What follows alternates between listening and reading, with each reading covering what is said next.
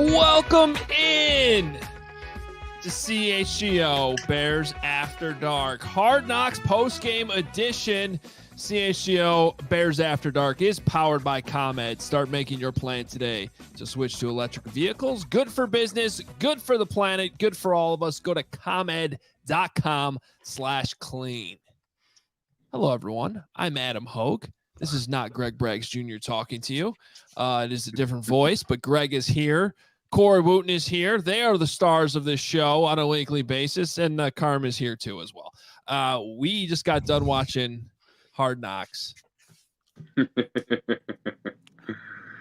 Man, that was a good first episode, right? Wasn't it? Wasn't it? Started out. I loved it. I absolutely loved it. And it's good to have all you guys here. It's good to have all the Bears fans watching. I do want to do a little disclaimer here off the top. For those of you that might be listening to this in the morning as a podcast or something like this, spoiler alerts. Okay, you might want to hold off on listening to this until you've actually watched the episode. Or if you don't care that much, just keep listening.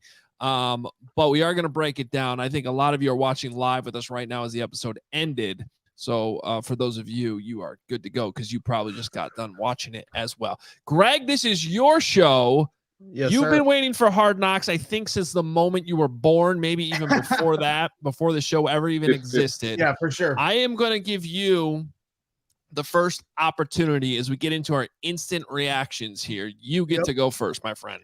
Yeah, I mean, it was fantastic, and yes, it is our show, mine and Corey's. We really enjoy doing these after darks, but have been looking forward to this all summer. Been talking about Hard Knocks. Bears fans have been talking about Hard Knocks for years. We've always been on the short list of teams that the NFL could force to do this, and I'm so grateful that it didn't happen in years past because the amount of different storylines that are falling right into the Bears' laps, obviously starting with Caleb Williams and Odunze getting drafted in the top 10. But then you see here on this show tonight, you know, Jonathan Owens and Simone Biles. They've been married and with the Packers here for the last few years. But it just so happens the year the Bears are on Hard Knocks, Simone Biles is winning the gold over in Paris. So we get to put and feature that and put it on full display for the national television audience. And the Bears get to be a part of that, which is such a cool experience and everything going across, like the facility upgrades and this kind of new era Bears that we're starting to see with Ryan Poles and Kevin Warren and Ian Cunningham. It's kind of showing kind of where the Bears are going, and to get the kind of access we saw tonight. We saw my guy Reddy Steward's interception that we've talked about a few times on the show. Bears fans got to see some highlights from practice they may not have gotten to see otherwise, which is always a big thing for Bears fans to be able to get those kind of highlight clips, you know, that not all of us have the opportunity to go to Hallis Hall and see for ourselves. And then overall, obviously the instant reaction, Barry in the lead here, but CHGO, you know, getting some love here on episode 1 of Hard Knocks. Cole Kmet, our dude, rocking the CHGO shirt at Wrigley Field. And you even got a few cameos. If you had that clean cut eye for Mark Carman and Adam Hoge sitting up in the Walter Payton Center, and maybe you might even have found a meatball in the intro to start the show as well. So it was really cool to see those kind of things. You know, get them out of the way. Now check on HBO and get to enjoy the rest of these episodes as the month progresses. So I'm excited for all of it. Corey, I will go to you next. You played the game. You were a Chicago Bear. What is your reaction watching just the inside of the Bears? What were your feelings watching this? Because it had to be different for you. You know, my first reaction was like, hey, they need a little bit of depth at the 3 technique position. I can give you about 10 plays a game, so I might have to suit up now. It got me excited. This time of year is the best, especially now that I'm not playing anymore. It brings you back into that mindset in a way. It gets you excited for the year.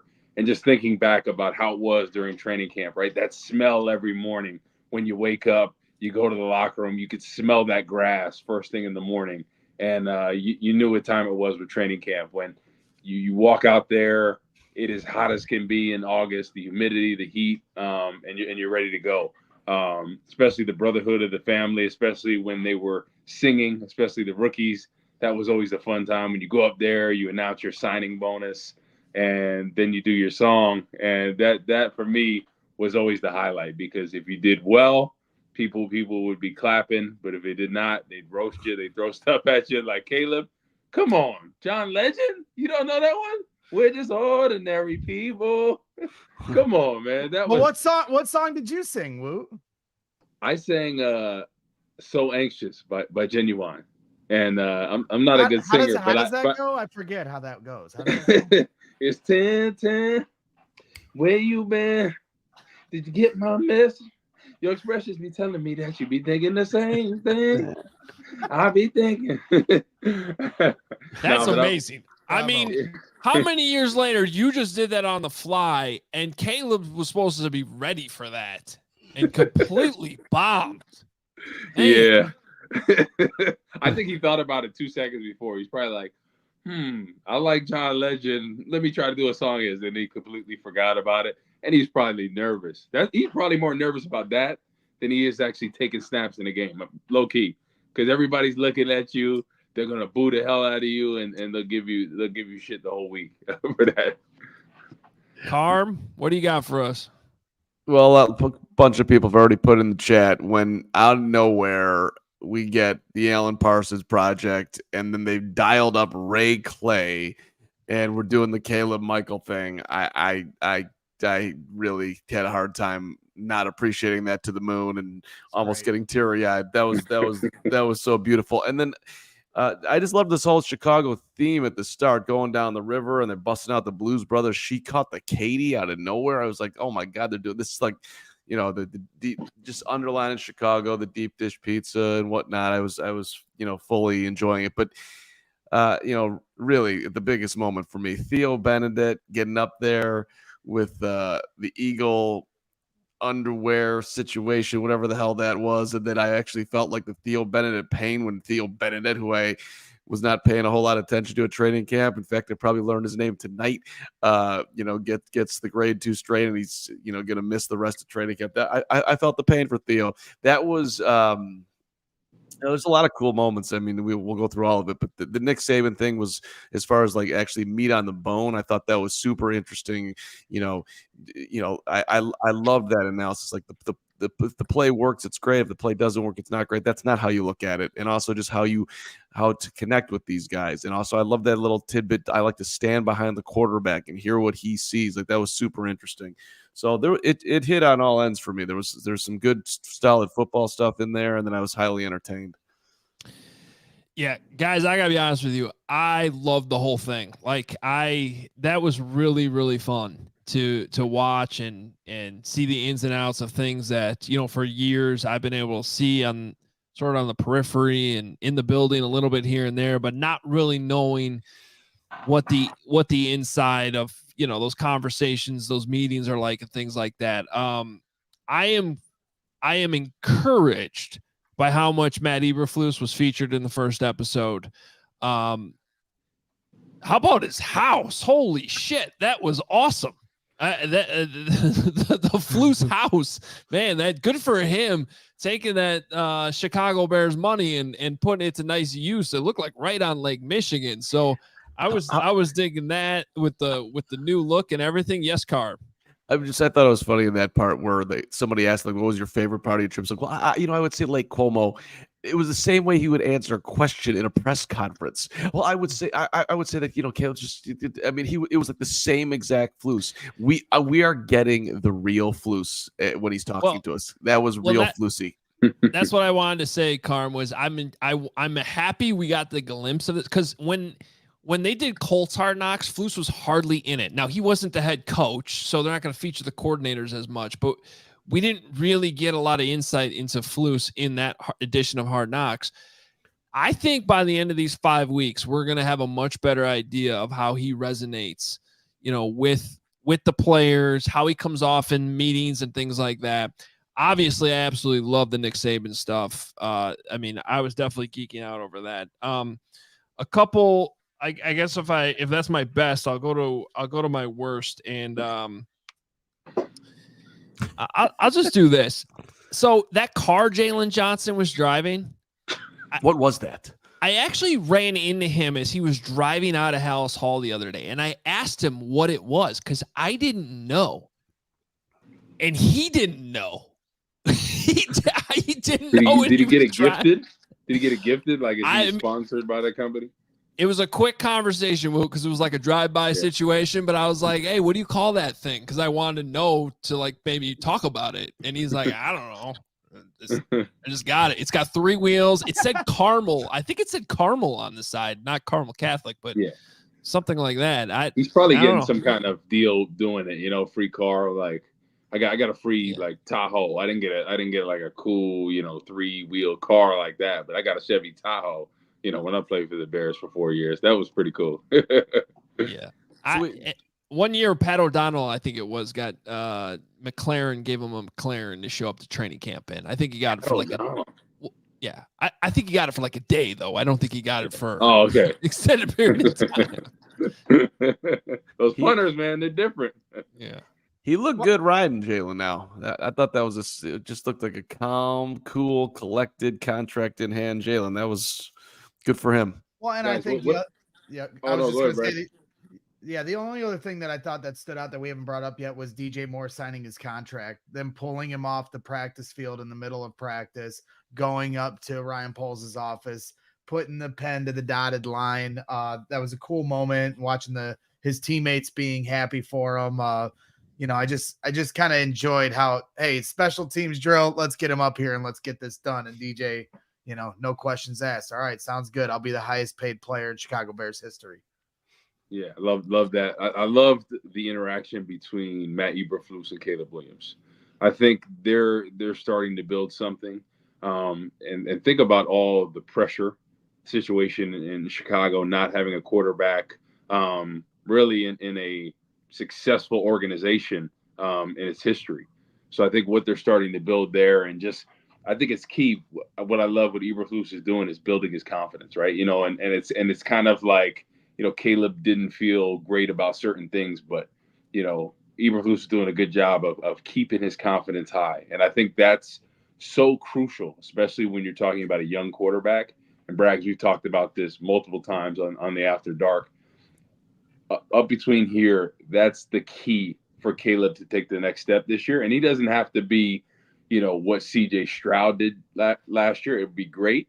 But I think, he just has to be confident. He has to, be efficient, get the ball out. And then all of a sudden we can open things up. So I just want him to start out the season. I love that they're giving him all the reps, because I think that's something he needs. And I think going forward, because obviously the way off seasons are structured, these young guys don't get the reps that they used to. So I think it's crucial. And then starting week 1, I think it'll be huge for him to have a good performance. It doesn't have to be 400 yards, but just a good, solid performance to get his confidence up for the season. So here's how I want to do this, guys, with you. And I think, we want to get feedback from you guys, the listeners. If you're here for the first time, jumping on because of Hard Knocks tonight, we got a great, huge audience. We appreciate it. A lot of copycats out there trying to be like CHGO. We got you covered. We're the OGs here, and we're happy that you're here. Hoge flexing early on. Well, they're all out there tonight. They heard the promos, and they're all they saw what we were doing tonight. I might be here for the first time with you guys on After Dark. It's not technically the first time, but it's been a bit. But Braggs and Corey Wootton hold you down every single week here. And Carman was the original host of. That's right. And then we fired you. Okay.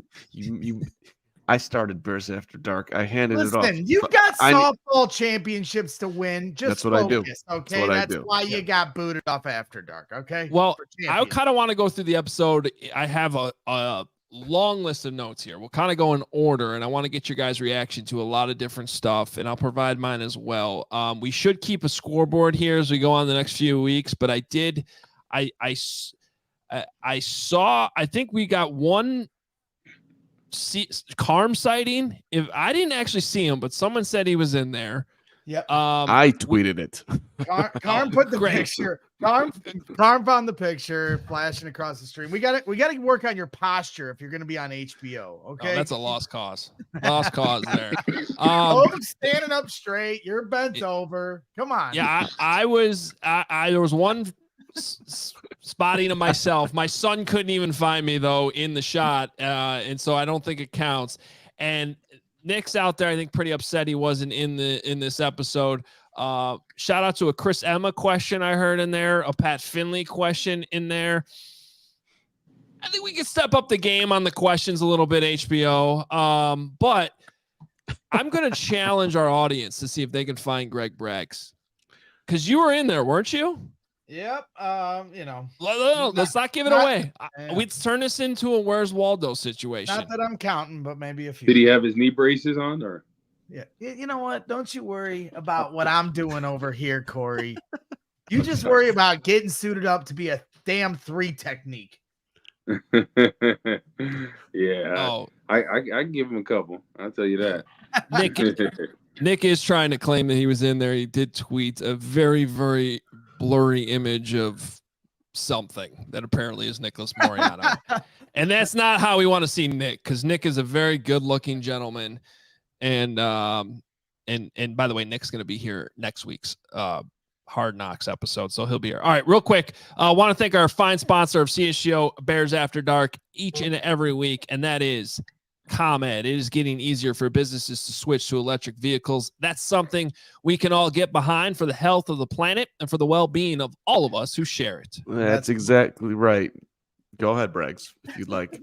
That's right. The electric grid is evolving. It says Hogan Carm. Hell, you know what? We kicked you off the show once. I'll kick you off the ad reads again because I take care of ComEd here. We help ComEd, and they help us keep the lights on After Dark because they keep the electric grid to evolve to meet your cleaner energy needs as we all move with confidence towards an electric tomorrow. Whether you have one delivery van or a whole fleet of shipping trucks, ComEd can help guide you to make the changes that make sense. So what should business owners do, Gregory? I'll tell you exactly what they should do. They should go to ComEd.com/clean to learn more about the resources, fleet rebates, and infrastructure incentives available to help businesses go electric. If you own a business, don't wait. Start making your plan today to switch to electric vehicles. Good for business, good for the planet, good for all of us. Go to ComEd.com/clean. Did you say ComEd.com/clean? Yes, I did. Go now and see how going electric connects us to a better way of doing business and a better future for generations to come. All right. Let's start right off the top because Hard Knocks, I got on them a few years ago for just sort of being the same cookie cutter show, especially with the training camp. You just sort of plug and play a new team in with the same storylines. We've seen that change in recent years, and I want to give them credit for that because it started, I thought, with the Lions 2 years ago, Jets last year. But right off the top, the intro is fucking awesome. I mean, the Chicago elements they included early on, except for one specific person you can sort of see in one of the shots that's in there. Other than that, Meatball. No, outstanding job with the Chicago elements.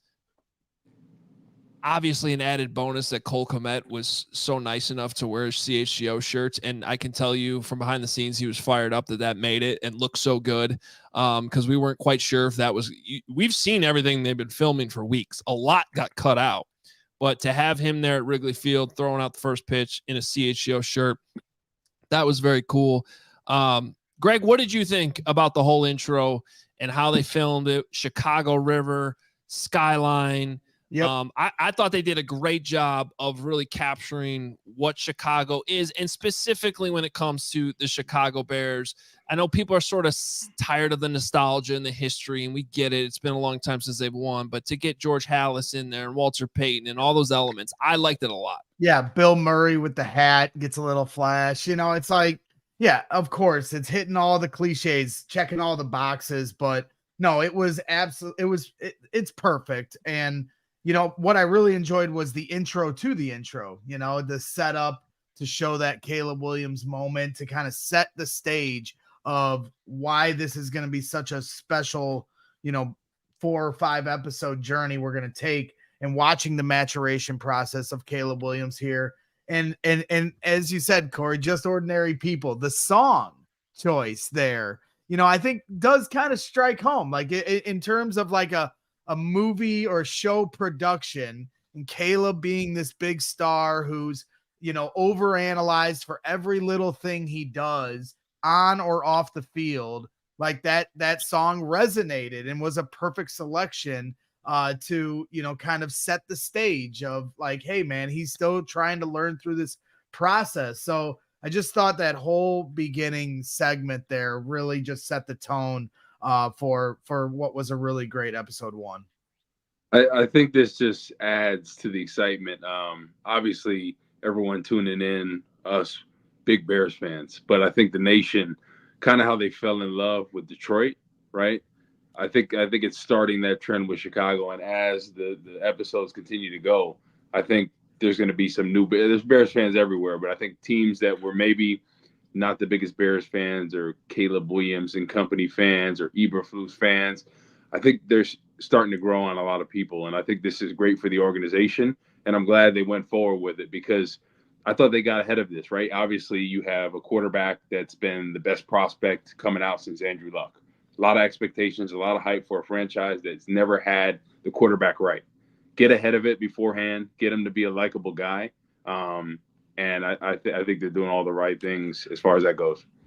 I love that the first word that you heard on the episode was from Caleb. It was a great choice of how they started the whole thing. Like that's bang right into it. And when they gave a little more detail on the call with Flus that we had seen before, at least so that was interesting. And I was nitpicking Flus at that point too. I was like, you're saying that you're more excited about the team than you are for him right now, and this is kind of his moment. And that was a strict extreme nitpick on my part, but I found myself nitpicking the Flus a ton, just trying to figure out like is he resonating, is he not resonating? The front of the room one where he's like, go up and look at the guys at your position. If you're a long snapper, if you're a running back, if you're a wide receiver, like if you see what the best guys do right there, and they're all kind of like looking stone faced at him. That doesn't mean it's not resonating.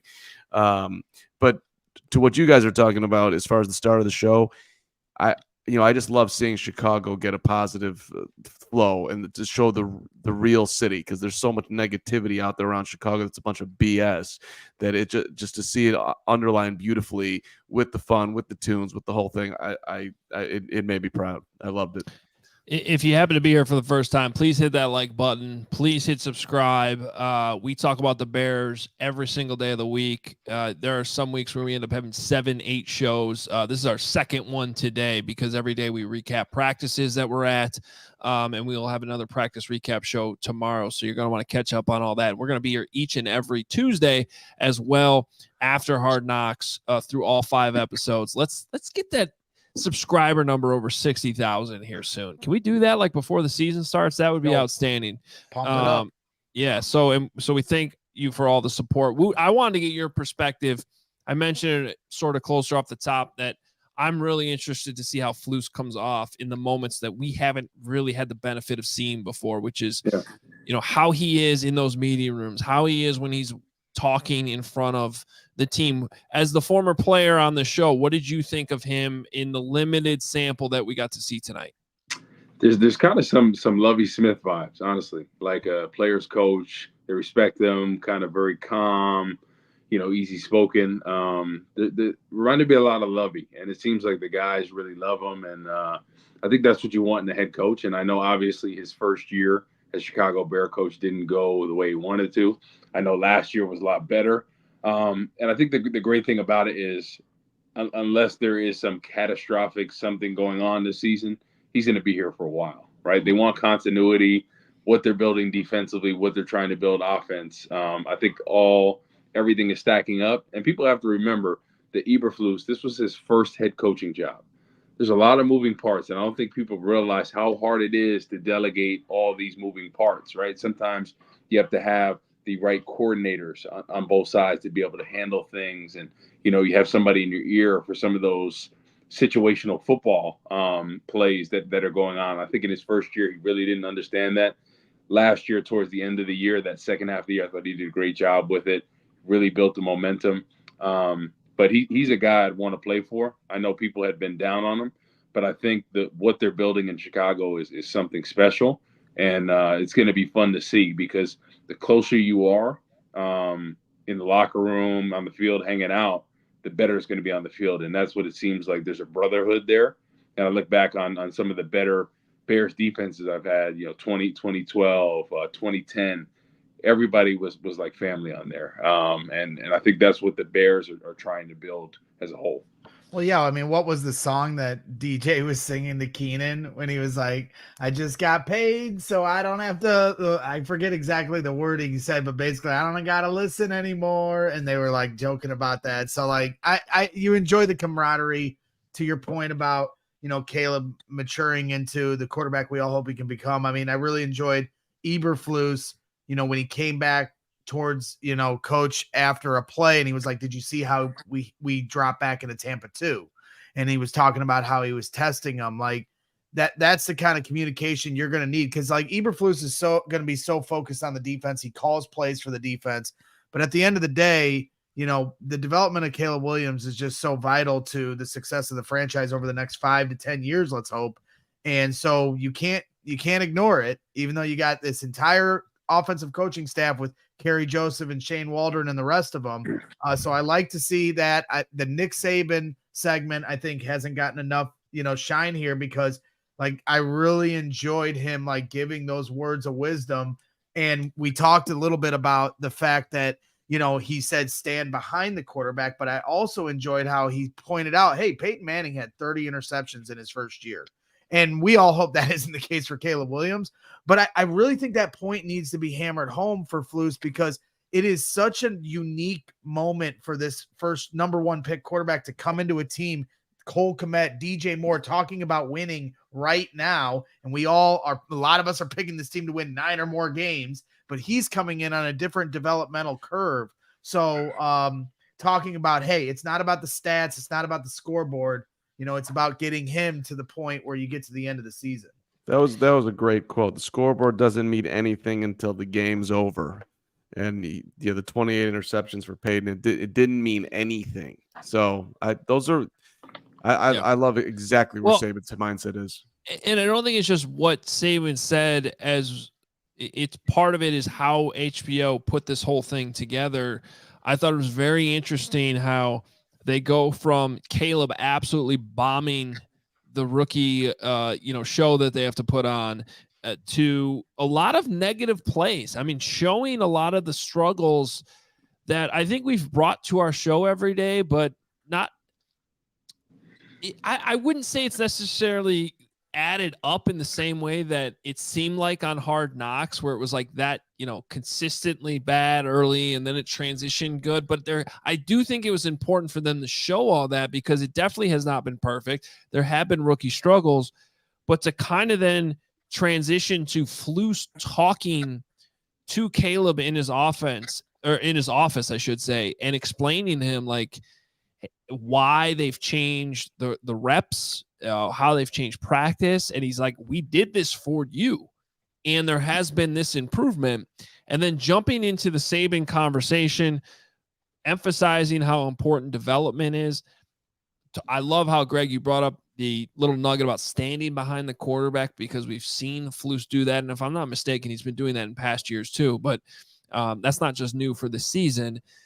But seeing how involved Matt Eberflus is with Caleb Williams, not just on the field, but then they show the slip inside conversation in the quarterback meeting room. And Flus is very notably in there. And he has talked about in the past how he goes to those Monday quarterback meetings throughout the season as well. So I thought all of that was super, super interesting. Carman, the context of what we've been seeing out there every day, how did you think how that was all handled on Hard Knocks? No, you underlined it well, and it was actually my favorite Caleb moment of the entire show. That I thought was just awesome. He's in the huddle, and so we've seen him have these up and downs, and he's in the huddle and he says, "I'll be better. Let's focus in." Like that just shows a lot. A, he knows he's not afraid to name that he's scuffling. B, he's believing in himself, not giving up. C, he's worried about his guys in the moment, like he's trying to upload, and then just overall the confidence, like that's in the past. This is going forward. I'll be better. Let's focus in. That is a leader right there. That was solid. And I think just in general, I think people, any position, right, is a hard transition from college to the next level. I remember coming from going against college linemen to NFL linemen. It's a big jump, right? But then you look at the quarterback position, even bigger jump. You have different coverages. They disguise things a little bit better on the back end. You have receivers that bait you a little bit differently than this college. So it's going to be a transition for anybody that thinks he was going to light it up from day one and be perfect. That's really unrealistic. And here in practice is when you can figure things out, right? You can work on some things. You can make mistakes, right? Because I think mistakes are actually a good thing because there's a lot of learning. And the thing is, it doesn't hurt you, right? During the actual games, that's when it hurts you. So in practice, you can work different things and figure out, hey, that's not going to work at this level, or I need to do this better. So I think it's good that he's had ups and downs. I think it's going to motivate him. I think it's going to make him the best he can be. And for anybody that thought he was going to light it up day one and be perfect, I think that's very unrealistic, even how talented he is. There were two more interactions with teammates that they showed that I loved. One was Jalen Jones's reaction to what they really showed was a montage of the off-platform throws we've seen every single day from Caleb Williams. And I think Keenan Allen said it today that for whatever reason, when he gets out on the move and throws on the move, his accuracy seems to go up like 10 points. Like it just seems like he's incredibly accurate on those throws. And I think we all appreciate how intent he is on throwing the ball in those situations, not tucking and running. His eyes are downfield, and he's always trying to throw it, and he happens to be incredibly accurate when he does it. And I think there's going to be a huge difference that fans all across the NFL see this year compared to the quarterback play the Bears have had in the past. And then I like DeAndre Swift telling him, dude, you have the keys to the offense. Like, drive it. Like, speak up. I mean, I thought that was just a good little motivation from a guy who's been around to say, hey, man, this is your thing. You might be a rookie.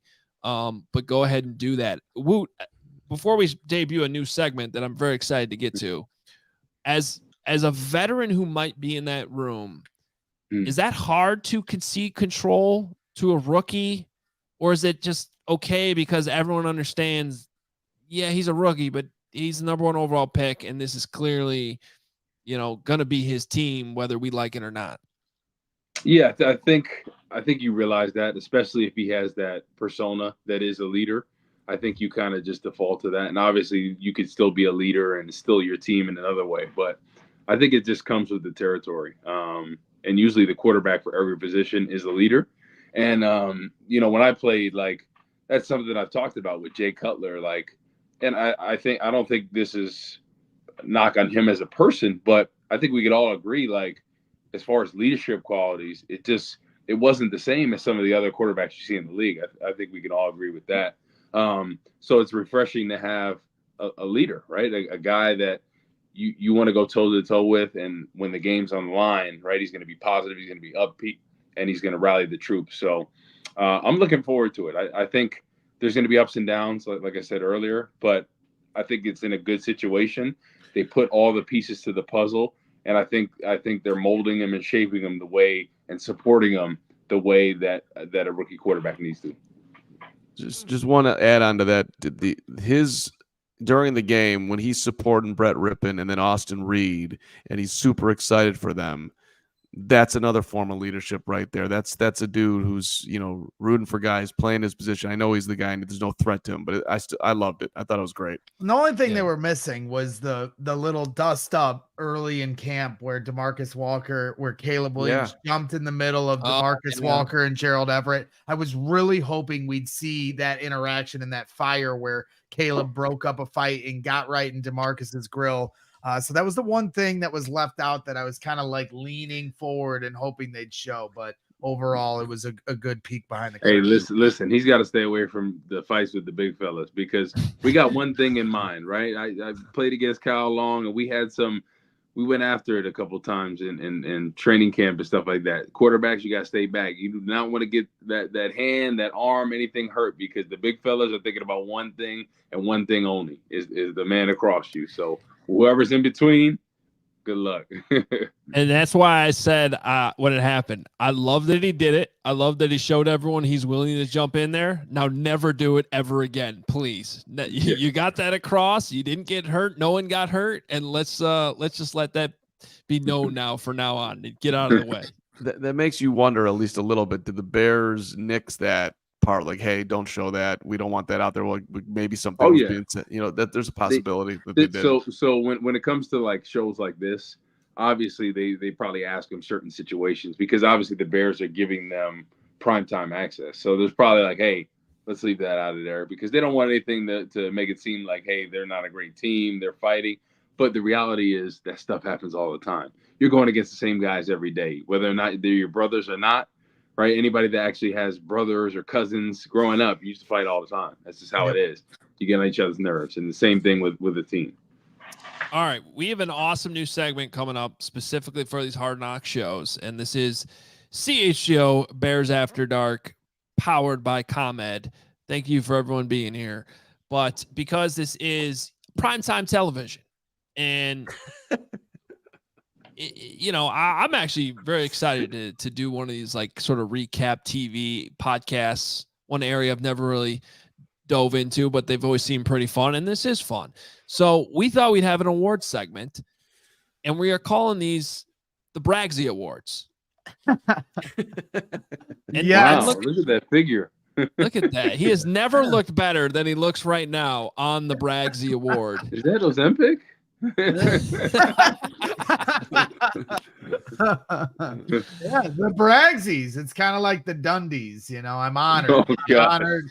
The Dundies, yeah. So the Braggsies here debuting. We have 4 categories, and we will let the Braggsy present the Braggsies. We're gonna go ahead, Adam. I'm sorry. Yeah, settle down there. We know you're excited. It's 5. It's 5 categories. So we have 5. I thought we only had 4. I thought we had best moment, best character, biggest surprise, and worst moment. It is 4. You gotta counting to 4 is tough. That's not an easy one. That's why it's the Braggsies. All right, Braggs. For best moment, what do you have? We're off to a great start here with the Braggsies. So my best moment obviously has to go to Cole Kmet rocking the CHGO gear at Wrigley. Obviously, CHGO making a bunch of cameos here in these episodes. And I'll tell you what, if any fan watching this show makes it on Hard Knocks with their CHGO shirt on and you screenshot it to me, I will send you another shirt. That's a deal from Greg Braggs right there. Best moment, Cole Kmet. I'll send you a shirt, Cole, just because I love you so much. No, Carm, because you made a cameo. I'm not sending you a shirt. You have to get your own. Can we underline that in that shirt, that fastball was sick. That was a great freaking outside corner. Clark the Cub, underrated ability to catch the baseball. That was a strong moment. I was trying to, by the way, ask Cole Hoge if Clark the Cub spoke to him, or was it just mascot integrity and he didn't say a word. I want to know. That was awesome. Whatever. Put some pants on, Clark the Cub. Speaking real quick of first pitches. So I threw out the first pitch for the Cubs. I threw it right down the middle, like a real former baseball player. But a guy you guys had on the show that I used to play with, the lucky lefty, Henry Melton, probably had one of the worst first pitches ever. I wonder if somebody can find it. It was awful. He hit the dirt a bunch of times. He tried to throw it hard, like showing his arm. It was terrible. This is the kind of dirt we need before Henry Melton comes in studio with us. Yeah, I didn't know we were gonna get into the first pitch and all that, but I did sing the 7th inning stretch, and people were were like booing me. I sang it fine, but I ain't got the best voice. You got the Caleb treatment, huh? Okay, exactly. I got the Caleb treatment, but that was a cool experience. Throwing out the first pitch, they give you the jersey. I actually wore it when the Cubs played the Cardinals. Miles Mastrobuoni, that's his family friend, went to go check him out. So our dads grew up together in Jersey, so had to show support for him. Wear the Cubs jersey in St. Louis. Get some. Well, that's actually awesome. Let's go. That's gonna make a lot of Cubs fans happy, including Cole Kmet. So let me use this opportunity to give you all a little teaser here, because tomorrow morning at 8 a.m. we're gonna have some big news involving that man who was wearing that CHGO shirt and throwing out the first pitch at Wrigley Field. 8 a.m. tomorrow. Make sure you are locked in to your CHGO accounts and our accounts, because we have some big news involving Cole Kmet that we will be sharing on the heels of this Hard Knocks episode debuting tonight. Just a little tease for you there in the middle of this Braggsy Award ceremony that we are in right now. So best moment goes to Cole Kmet rocking a CHGO shirt at Wrigley Field. How about best character on episode 1 of Hard Knocks? Yeah, well, we talked about it here a lot earlier in the show, but Nick Saban making the cameo, showing up, really guiding Matt Eberflus into the next, step, the next evolution in his, coaching prowess here with the Chicago Bears. So sounds like Eberflus took some good advice from one of the greatest coaches of all time. And I really enjoyed just that conversation and that behind the scenes look there. It's not every day you have somebody like that walk through House Hall. There was once upon a time where Nick Saban was considered a candidate to be the head coach of the Chicago Bears, but there he is helping out our current head coach. So he's got to win best character this time. I guess I could have also given it to Simone Biles. Really enjoyed that part of it, but I gave it to Nick Saban for taking the award here. Are we allowed to quibble with the Braggsies? I don't know the rules on this, but like Woot, are you with me? You can quibble. Oh, Canada. Theo Benedette is the guy. Yeah. I mean, hang on here. Let me lay down the rules here of the Braggsies. It's a one-man committee, and that's the official award being given out. Yeah. But like, the Emmys or the Oscars or anything like that, you are allowed to chime in as a member of the media and criticize the award. Yeah. I mean, I would fire the originator of this segment and his meatballness for not shouting out the meatball who was willing to stand in front of the team with an eagle front facing with nothing else. And that was, I mean, that took some serious freaking cojones. That was amazing. Yeah, that's true. And I mean, the Canadian Eagle, he's been mentioned 17,000 times in the chat here. This guy was unbelievable. And and now you put him in third place. That like bronze medal, I don't even know if he's third. That's upsetting. And maybe your quibbling is the reason you were fired here from CHGO After Dark, because we'll get to our next award, Adam Hoge, if you will. Wow. The committee just took over the one-man committee. Biggest surprise, Mr. Greg? The biggest surprise of this show, without question, is Theo Benedette. Offensive lineman out of Canada, as you mentioned before you were so impatient, Mark Carman and the rest of you in the chat with his American Eagle thong singing God Bless America. Good for him. Out of Toronto. Dude, out of UBC, the UBC Thunderbirds, making them proud. And then, it starts with such a bright moment, making everyone, in the room, in the meeting room, laughing, dying. You saw that camaraderie there. And then at the end of the show, you see how he hurts himself in the Hall of Fame game.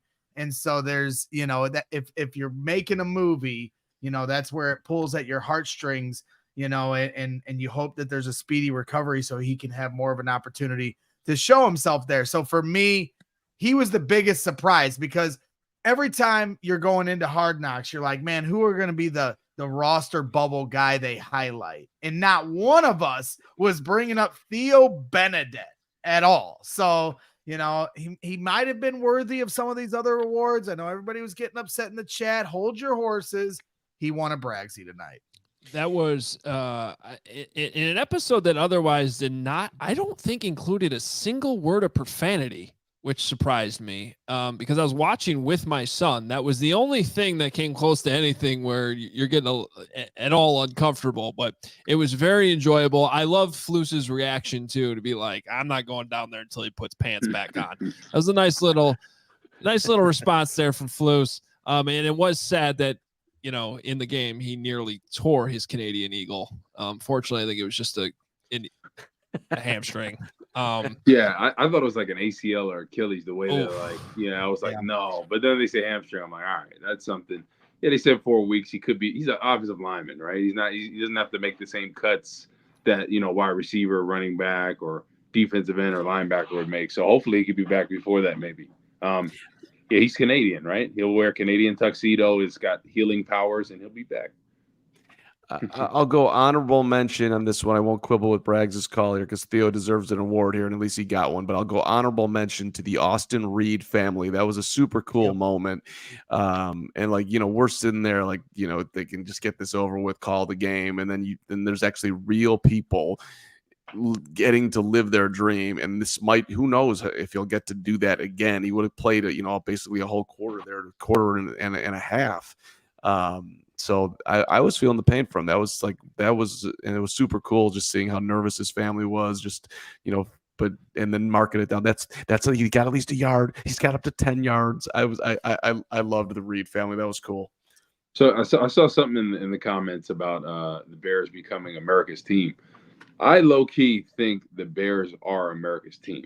I'll tell you why. And when I played, we took over what America's team is, right? Dallas Cowboys, Jerry's World Stadium.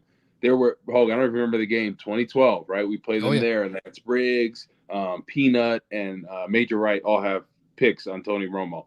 We take over that stadium. A doctor I work with, for my med device sales job, was there. We're talking about it. He's like, yeah, you remember that time when they took over the stadium? That was a constant theme, like Jerry's World, Dallas, America's team. There's more Bear fans there. It's louder. The Bears are America's team. And think about it, like what they're building right now is going to continue doing like that. Like I mentioned with Hard Knocks in Detroit, everybody was rooting for Detroit. And I hope the same thing. Hey, if you guys want to be bandwagon Bears fans, hey, we got a seat for you on this ride, baby. Yeah, you're right. And Bears fans are notorious for taking over every road stadium, good when the team is good or bad. And when they're good, they really dominate those road crowds. And Tennessee. What's that? That was the same year. Tennessee was the same year, and Jacksonville, I believe. Those were all the same season. Dude, when and they're Bears good, fans drank all the Miller Lite. Yep. They ran out of light beer in Nashville. Anytime they're good, we take over Detroit. To your point in the 2012 Dallas game, my guy $1.99 super chat, Bradley Hassey, my guy. I took him to that game. I flew down to Dallas, and me, my wife, and him and his wife, we were at the game. So we were some of those fans as well. And all of you fans I know are going to take over stadiums this year, and you have no better chance than if you sign up for our trip over to Arizona. If you go to truefantravel.com, you can reserve your spot today. We're all heading to London. And if you are already heading to London, you can still sign up for some of the events we're going, but you can no longer sign up for our London event, but you can sign up for our Arizona trip. If you go to truefantravel.com, you can see all the different options at your disposal. Corey's going to be on the trip. We're all going to be on the trip. It's going to be a lot of fun. I think Hoge's climbing a mountain, and I think me and Woot are going to go golfing. I'm not climbing. Why can't you do both? Why can't you do both? Well, you get to the mountain at 5 a.m. You're down the bottom of the mountain by 6. You can still make your 6:30 tee time. He's not going to be clear for rehab at that point. So. Okay. Listen, I'm a beast mode. My rehab. Thank you very much. We'll come up to the mountain with me. Exactly. I'll come over there, man. I've done Camelback. I've done Sedona. I've done it all. Braggs, he wouldn't be able to do it. He'd be like, can you carry me in my wheelchair? Get out of here. Is there a ski lift to the top? Yeah. All right. We do have one more Braggsy to give out. This one goes to worst moment. Yes. Worst moment. I had a few of them. Carm keeps jumping the gun on me, on some of these awards. Theo Benedett did get on the Braggsy Award. He got jumpy. And then my worst moment, it was like hard. I had a 3-way tie. And you're 100% right, Carm. Austin Reed losing snaps because of the rain out. It was getting late, okay, they called the game. Let's get it over. And you don't take into consideration a family like that and a guy like that missing out on reps that he's never going to be able to get back. An opportunity to be on the national stage. No other NFL teams are playing but those two. Everybody's watching you. You had over a quarter of football still to play. He'll never be able to get that opportunity back again. So that's heartbreaking for Austin Reed and his family. So that was one of the worst moments. And then a couple of Caleb Williams not finishing his song. To your point, Corey Wootton, you gotta finish the song, Caleb. I'm sorry. And now that you haven't finished the song, you better get back up there and finish a damn song. Everybody else, you got guys up there in a thong finishing their song. You got to get up there and finish the song, Caleb. Can you finish it for him, Braggs? That's not my song. That's his song. No, but I'm saying, can you finish it for him? Be a teammate. Gosh. No. Do something. Pick 'em up. let me pick We're my just own damn ordinary song. people. We don't know which way to go. You could pick your own song right now. Go ahead. Pick a song. Sing it to us. Let's go. Carm, you do enough singing here on this show. I'm asking you to sing. Okay, for all of Braggs, us. I know signing you bonus, are. CHGO, and Yeah. then song. Yeah. So I'm not singing. We do enough singing on this show. I'm not singing. Did you have one more? Did you have one more honorable mention? And then I did have one more on worst moments. Everybody loves the slip and slide. I'm sorry. Do not bring this slip and slide back into the equation. Like, it was funny too, because Kerry Joseph was the first one to do it, and he almost ate it, where his head like snapped back. Because when you're Concussion protocol. Yeah, that's what I'm saying. Like, I get the whole idea behind it, but no more slip and slide. Don't make him do this, because the worst thing that could happen, like you said, is your head snaps too far back. Now you're hitting the turf, and now we're missing practices. No, thank you. No more slip and slide. Okay, but I'm almost surprised, unless I miss it, no one in the comments has already pointed this out, because this is going to be on brand for me. Does anyone know what I'm about to say about all that, and the reason why I'm glad they showed it? I have no idea. Do you remember my criticism of Justin Fields sliding? Oh, yeah. Mm-hmm. He didn't put his back down. He left his whole upper body every time he slid vulnerable to a hit. And if you watch Caleb, he got his back down. And the cool part about the slip and slide is you could see he did it because his back was actually wet with water, because he got all the way down with his back. And that tells me that anyone who gives credit to people for playing baseball ever again, playing football, doesn't matter, because Justin played baseball. Caleb did not. Caleb slides better than Justin. MVP season coming, confirmed. That is an attention to Hoge detail that is just flat out impressive. Didn't notice that. Well done. Even the water on the back. And I did know, I was kind of surprised that Caleb put out there that he had never played baseball. I'm like, really? You're like greatest athlete? You all play baseball. I mean, Woot was probably hitting bombs on the diamond. We know this. I used to pitch too. I should go to a heater, baby. That's exactly right. Can I do a couple shout outs here? What's the last Braggsy? What was that one called? No, that was it. There was that only was it. four. We did it. There was only The four Meatball categories. Award. What was it? Carm paying That's just the as much Braggs. attention to that as he did the officials meeting today. No, slightly more. This one was worst moment. It's not a worst moment, but just to throw it out there, the Eberflus family, the daughters talking about Bajan's hair caught my attention for sure. Of course it did. I mean, they like it long. This is fantastic. Bajan, they got a full grade on the hair. And by the way, Bajan's pregame speech, underrated. Thought that was a solid, nobody else I'd rather be doing this with than you guys, bringing them together at the Hall of Fame game.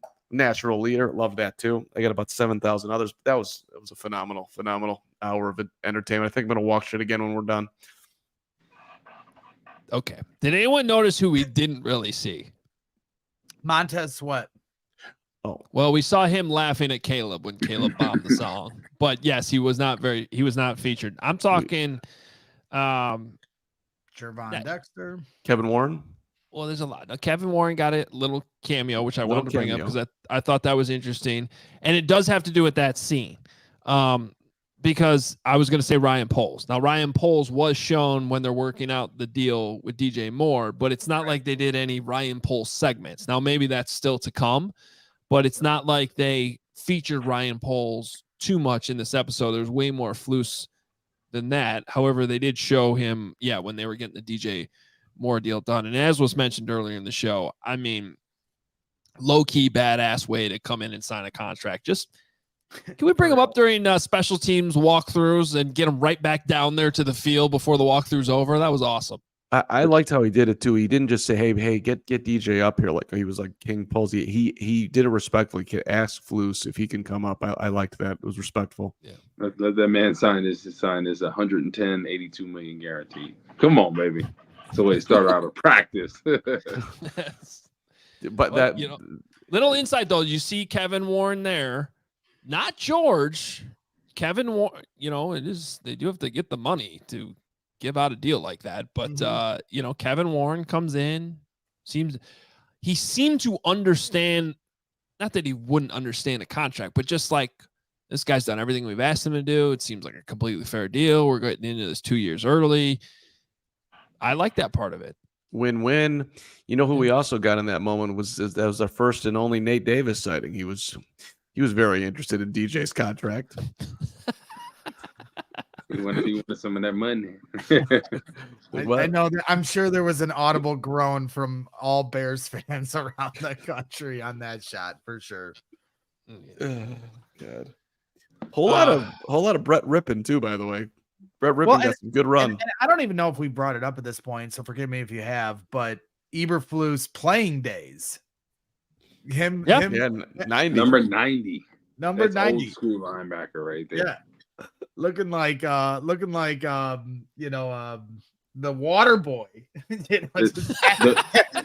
know that was old. Bobby Boucher? Bobby Boucher, yeah. That's old school right there. He was not water boy in a bad way. He was looking like Bobby Boucher, the menace out there, just tackling fuel. It was hilarious. That's a great reference too. I honestly think I'm probably gonna have to go back and rewatch this before 100%. I go to bed. Because there was like so many. Can someone remind me what was the O.J. Simpson line that everyone's talking about? Because that was a moment I was taking notes and I missed it. Yeah, I think it was Tyson Bagent shares a birthday with O.J. Simpson. If I'm correct, correct me if I'm wrong, chat. That's all it was. Okay. Yeah. They were Who asking. do you share a birthday with? Yeah, he said O.J. Simpson. Okay. Because I said the same thing. I was like, why did they just say O.J. Simpson? My wife was like, Tyson Bagent shares a birthday with him. I was just started laughing. I was like, oh. That was it. I also saw in the comments people asking about the barber shop. Rippon does. Thank you, Chad. So Brett Rippon shares a birthday with O.J. Simpson. Not anymore. The barber shop thing is a thing. So Funk's Barbershop, Lawrence Funk, shout out to him. He has a barbershop in the city and, has all types of high clientele. And, the Bears have I'm actually struggling to think about how far back this goes now, but they've been seeing him for a while, at least the Mitch Trubisky days, if not earlier. Probably since I was there, because they used to cut Cutler and a lot of those guys. I know Zach Miller has been there too. And at some point, though, they actually started bringing him to House Hall. And when they redid House Hall, or when they added on to House Hall, they put in a little barbershop area. So he'll come up to Hallis and, give haircuts to whoever. Obviously, Flus is a client now. And I honestly don't know if it's weekly or twice a week or whatever it is. I will say Adam Johns wrote a story on this a couple of years ago, so go check it out in The Athletic. He details the whole thing, does a great job with it. But that's the whole barber story. There is actually a barber shop area in the building, and he comes up and does all these haircuts, and obviously he's the guy who has helped Flus go next gen Flus.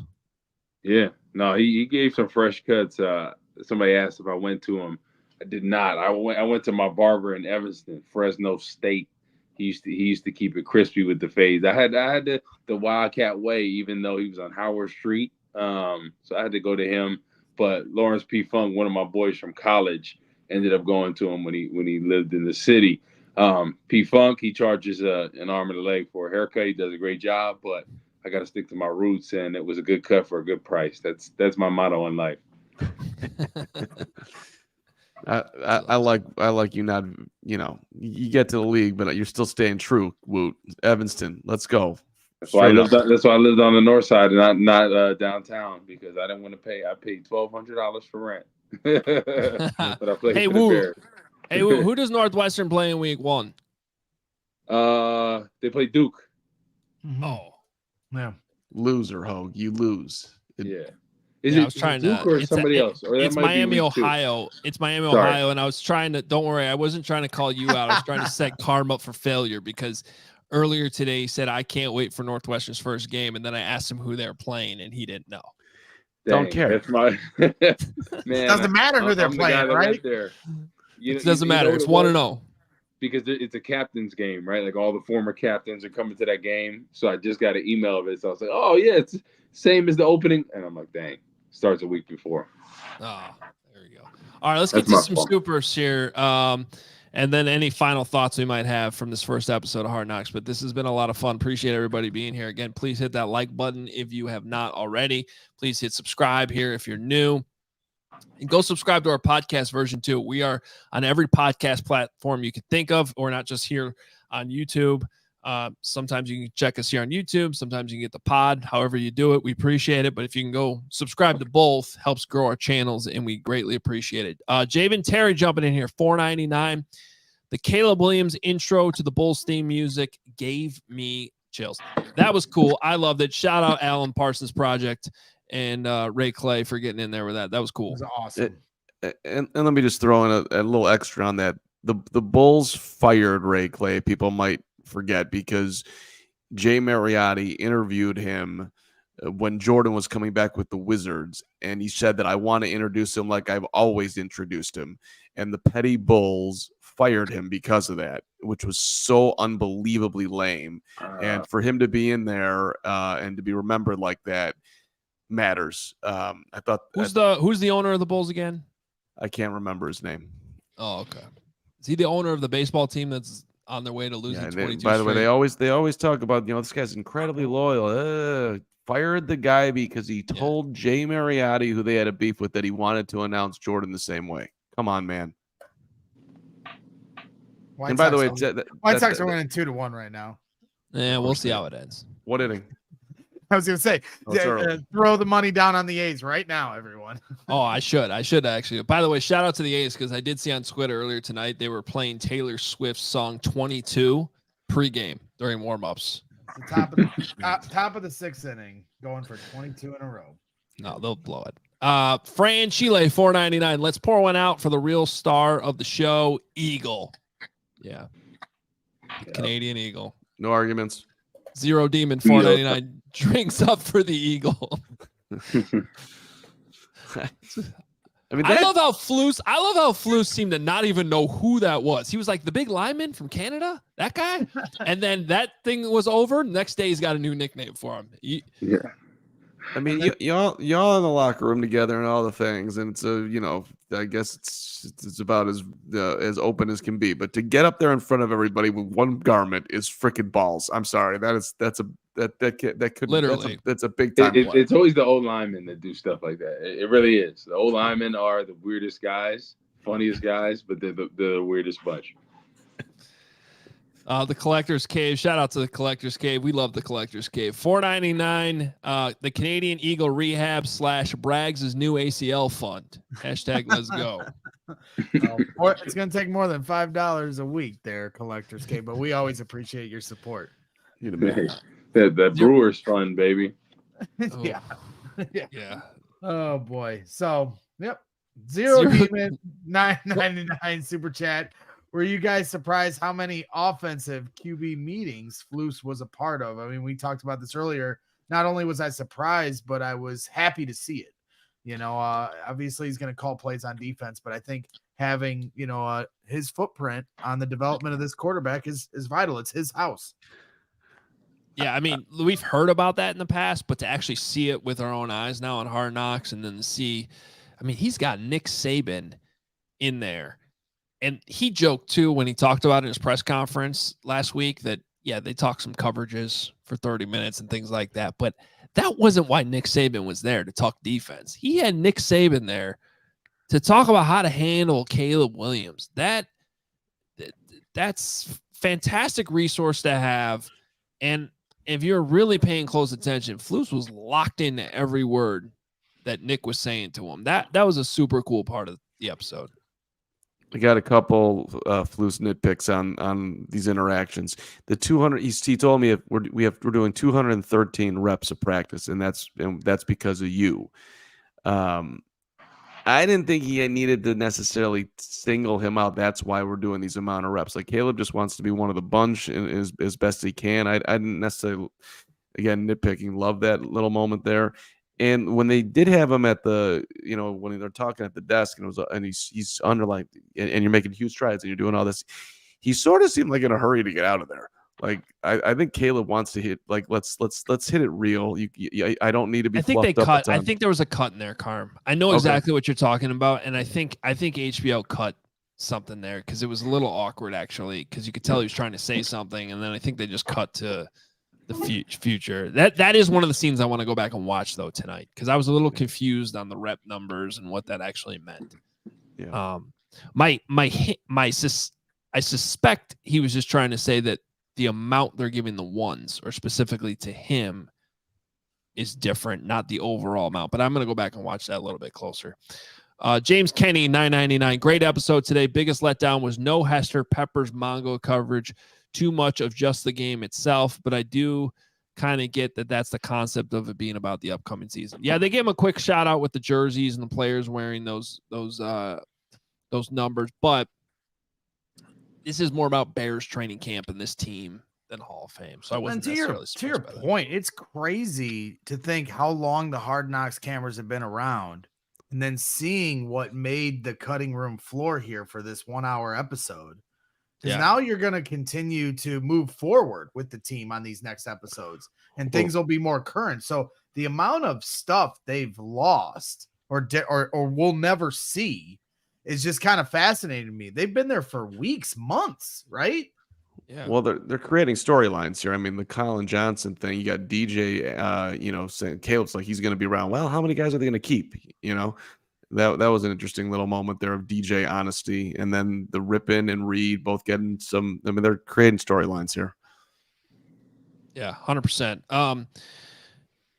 And don't forget, it's NFL Films that's actually filming this. So, and NFL Films keeps everything. Like, their archives are incredible. So even though stuff might not make it to Hard Knocks, it could appear on the Super Bowl documentary we're going to see in late February. Right, Greg?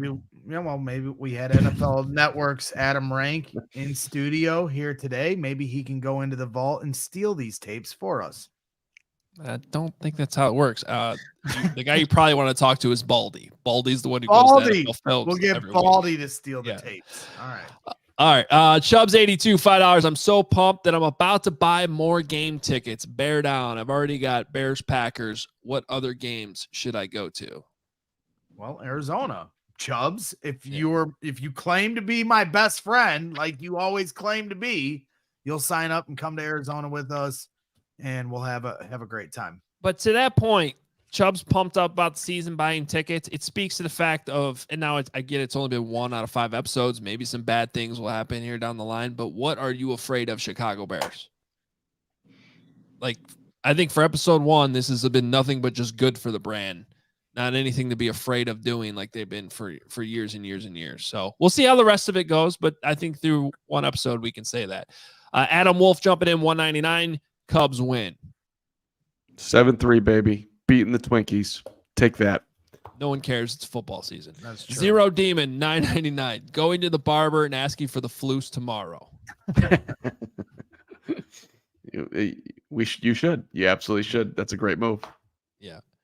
And then Theo Benedette won the episode. Injury sucks. Bears on Kauai, $199. Yeah, that was kind of a bummer at the end. Is that it? We got more? Yeah. Mark Gautier, $4.99. Hi guys, couldn't wait for Hard Knocks tonight. Got the subscription screw up, but getting the lowdown with you guys early morning in the UK. Well, appreciate you being here with this, Mark. He's always here on these late night shows, even when it's the middle of the night. That's why he's the GOAT. Yep, we're gonna see him in London. And Bryce Buckmaster, $19.99. The second I heard the Bulls intro instrumental and the hype tape they had going on for Caleb, instant goosebumps and chills. That scene deserves a Dundee. Not a Braggsy. Also, Pete Blurry Braggs on the bridge. Oh, there it is. You got it. Bryce found Waldo. Got it. Where's Meatball? On the bridge in the intro. And then after the intro, when they were like talking about Cole, they showed it again where the players are pointing up. You got a double shot of Braggs in your life on the H. So we did it. Me and Carm were determined to be on HBO, and episode 1, check. We don't have to worry about it anymore now. I want a question on there. I need a question on there. I demand a question on there. I will work I every day to get a question on there for next week. Thank you. Please don't. Okay, no, I. The CHGO Cram, $4.99. Cram is in the house. We've seen the end of Braggs in the stands this year, or Bags in the stands. I just wish we could have seen Big Woot on Hard Knocks.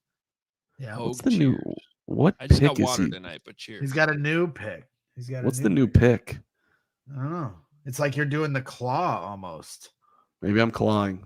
Thank you, Yeah. CHGO Cram. You're my You were hero. clawing before the claw was a thing. Look at you, ahead of your time. It looks like Thanks. it's from the Super Bowl or the NFL Combine too.